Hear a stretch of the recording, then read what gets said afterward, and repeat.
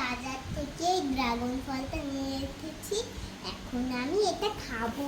চলো তাই? এখন আমরা যে এটা ধুয়ে আনি। আচ্ছা, আগে ড্রাগন ফ্রুটসটা ধুয়ে নাও। ধোয়া শেষ।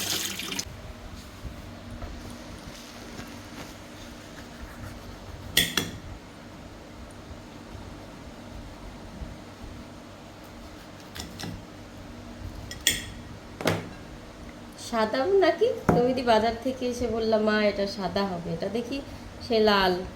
ওহ,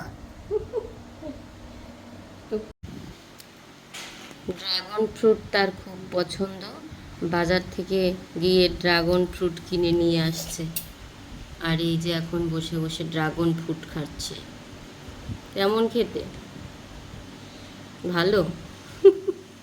আর ওই মিষ্টিটা খুব একটা পছন্দ করে না, তাই ড্রাগন ফ্রুটটা তো একটু মিষ্টি কম, তাই ও এই ফ্রুটটা খেতেই পছন্দ করে।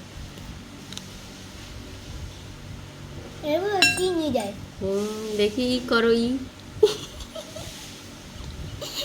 ড্রাগন ফ্রুট খেয়ে তার দাঁতের অবস্থা ভ্যাম্পায়ারের মতো হয়ে গেছে। আরো ভ্যাম্পায়ার, আরো ভ্যাম্পায়ার হয়ে গিয়েছে। মেয়ে তো আমার খাওয়ার কোনো ব্যাপারই নেই, এক মধ্যেই খাই ফেলাম। হ্যাঁ ঠিক আছে, খেয়ে ফেলো, কোনো ব্যাপারই না।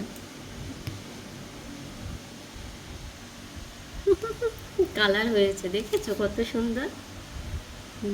জিভা বের করো, জিভা, জিভ বের করো, জিভ।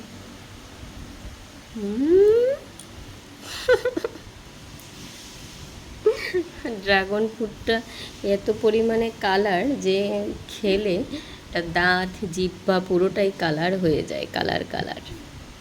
তো বলে দিছে দেখছো কত পরিমাণ বীজ ড্রাগন ফ্রুটের। আমি ড্রাগন ফ্রুট বানাই কেমনে? আর এটা তো গাছে হয়, ড্রাগন গাছে। ও ড্রাগন, ওই মালিকরা ড্রাগনের বেশি পায় না। তো তোমাকে ওই যে আমরা যখন নাচের স্কুলের ম্যাডামের কাছে যাই তখন একটা ছাদের উপরে আমি তোমাকে সে গাছ দেখিয়েছিলাম না?